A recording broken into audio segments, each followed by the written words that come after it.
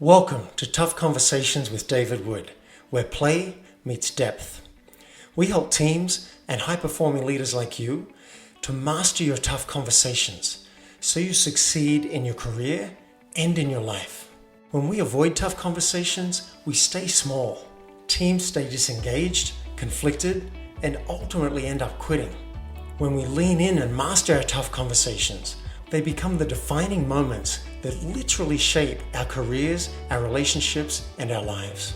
So let's dive in and master your next tough conversation so you can be the leader that you would follow. Let's play. I held a gun up to my head and then had, for the first time in my life, a thought go through my mind: I want to live. And until that moment, I hadn't even realized it, but I had thought in terms of I want to die. Welcome everybody to the Play for Real podcast. And I'm here with a very exciting guest. I know I'll say that probably every time, but it beats, this is a boring guest that you don't want to listen to. And that wouldn't be true. This is Torah Bontrager, who I just met at Camp Maverick with Yannick Silva, and she has an amazing story. Torah was raised traditional Amish, and she escaped Amish-ism at the age of 15 in the middle of the night with just what she could carry. She grew up in the US with no electricity, no cars, and speaks English as a second language. Last year, Torah founded the Amish Heritage Foundation, which is on a mission to overturn the landmark 1972 Supreme Court ruling that says basically that Amish parents can stop their children receiving an education beyond the 8th grade if they want to. Torah is the author of the memoir An Amish Girl in Manhattan, and to her knowledge, she's the first Amish escapee to graduate from an Ivy League school. Her story's been featured on MTV, Forbes magazine, Tim Ferriss's blog, Huffington Post, and now the Play for Real podcast. Welcome, Torah Bontrager. Thanks so much for having me, David. I'm really, I want to know about the escape. What was that like for you? How did it go down? No, let's start with what led up to the escape. What were you feeling that had you say, I have to run away in the middle of the night? Well, I read as much as I could get my hands on, like every book out of our own library in the attic, wherever there were books in the house, I picked them up and read them. Some of the stories I read were the Boxcar Children. I mean, that's classic American literature. I don't know how many people know about it or not, but that was one of the stories that I read, and it was about these children who escaped from an orphanage in the middle of the night because they were being abused. And they found this little abandoned boxcar in the woods and made that their home. And that was the very, very first book that I read outside of the books that I was given as a first grader to learn how to read in. So I very much related to that story of growing up around adults who were not nurturing. So I did not have a good childhood at all. I was the oldest of what ended up being 11 kids. But even from the very beginning, I was the oldest saddled with adult responsibilities. I was responsible for my younger siblings. My mother and father did not have a good marriage. And my mother saw me as the other woman. I was my father's favorite child, and I was her competition. Okay, so unhappy childhood, you've got a lot of responsibilities early. You're basically the mother of the family. And then your mother sees you as competition. And I'm imagining you were kind of miserable. Does miserable sound right, or is it something else? So before I made my first attempt, I considered suicide. One evening I was coming back in from the field, and I thought, it was just such a peaceful evening. It was the perfect sunset and everything was just calm. And it was probably, one of the few days that I hadn't fought with my mother for 4 years straight. And I thought, today would be a good day to die. I held a gun up to my head and then had, for the first time in my life, a thought go through my mind: I want to live.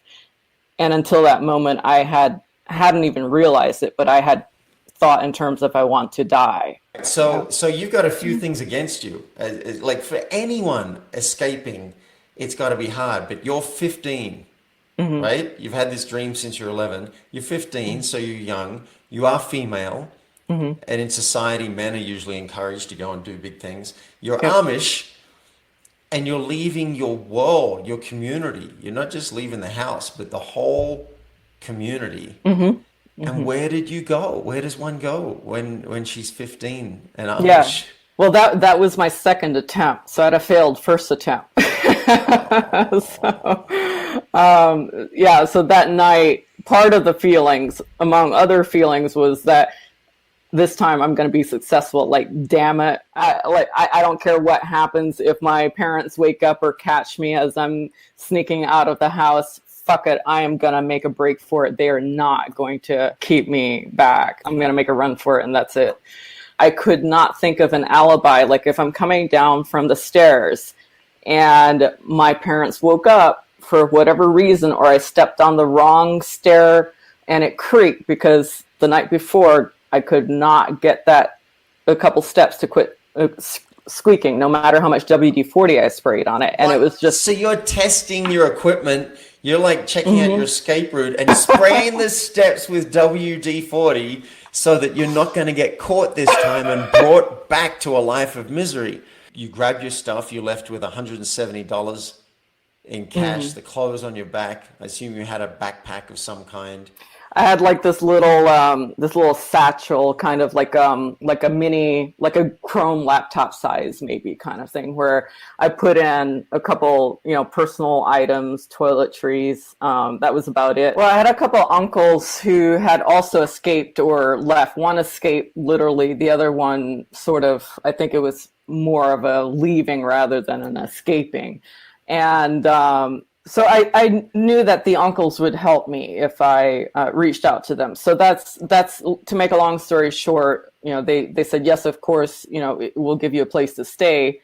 Both of them. One lived in Montana and another lived in Wisconsin. When I had that failed first attempt, I was put under Amish house arrest, which meant I couldn't go anywhere without the supervision of an adult. Yeah, so my Wisconsin uncle ended up picking me up in the middle of the night. So I ran out of the house and he picked me up at a designated point down the road and drove me over to Wisconsin. He and his wife helped me get some English clothes and put me on a train out to Montana. So 4 days later, I was in Montana with the uncle there.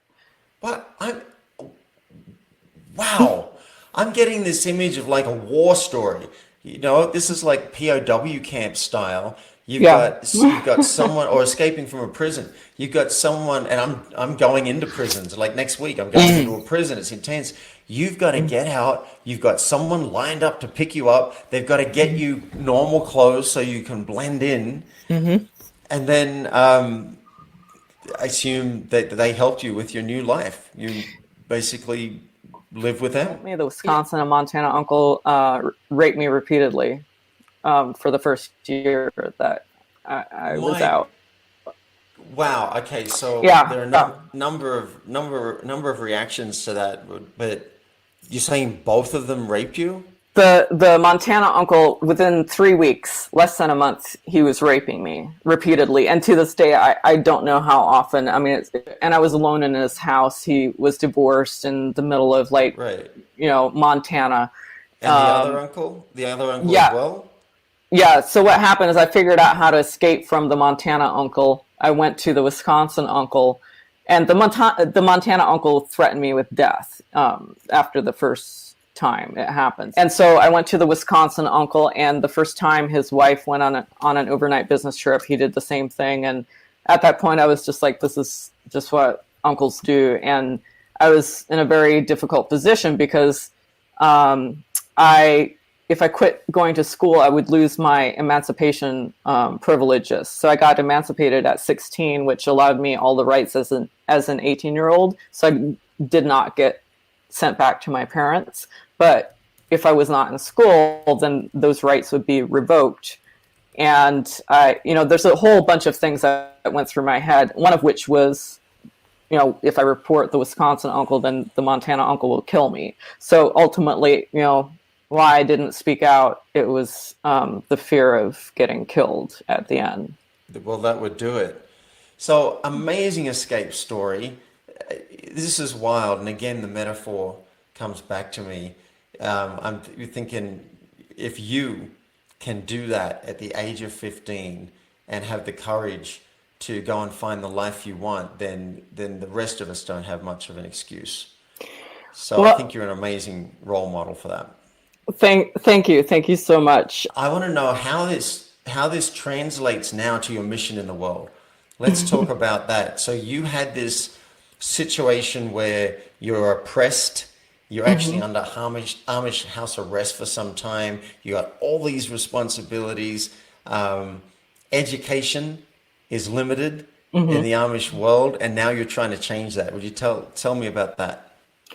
Yeah, so a lot of people don't think about this, but there are actually girls and boys in the United States who are denied an education beyond the 8th grade, or if you're from an ultra-Orthodox Jewish family and you're a male, your secular education ends at grade 3. The boys have a 3rd grade English language capability, not beyond that. And in the Amish, we also speak English as a second language, so that's not our first language. And this is all thanks to Wisconsin v. Yoder. That's a 1972 Supreme Court case that ruled in favor of a religion's rights over the rights of a living, breathing child in the U.S. Religious parents are saying my kids won't get educated past a certain age. And then your viewpoint is that children have a right to education. And in fact, if their child says, I want to be educated past age 8, then their viewpoint should override, their desire should override the desire of the parents.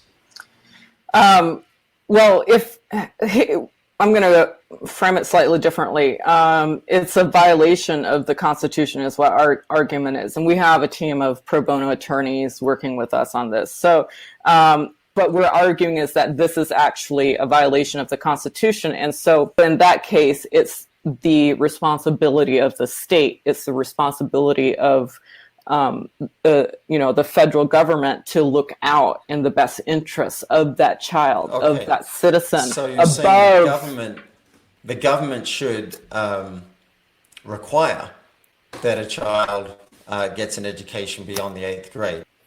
Parents can stop their kids being educated, and that's not fair, and you're doing something about it. You're looking to overturn a Supreme Court ruling so that kids can be and actually would be required to be educated until a higher age than they are now, with their parents stopping them. So yeah. I respect that. I love that it was education, it was books that actually sparked you escaping,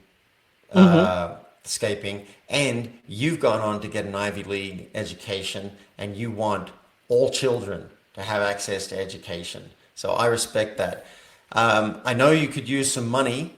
You're doing a tour, and so do you want to tell people where they can go if they want to find out more about you, catch you live, or even donate some funds towards children getting access to education?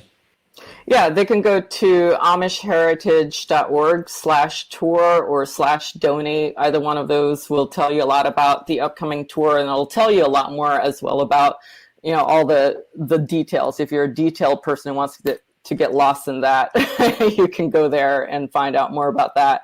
We're a registered 501c3. That's very important. Recognized by the IRS. Your contributions are tax deductible. Yeah. Great. And say that URL one more time. Amishheritage.org. Great. Thank you, Torah. You've got an incredible story, and I really appreciate you being on the show. Thank you so much. My pleasure. You've been listening to Tough Conversations with David Wood. Now it's action time. Mastering your tough conversations will have a major impact on your team, your company, and you as a high-performing executive or entrepreneur. If you're ready, request a discovery session with me at playforreal.life so we can transform your team, your company, and you. And if you've enjoyed this episode, I would love you to help me spread this message of tough conversations in a very simple way. Just leave a public review at playforreal.life/podcast. And you may hear me read it out loud and thank you live on a future podcast. Now, let's play.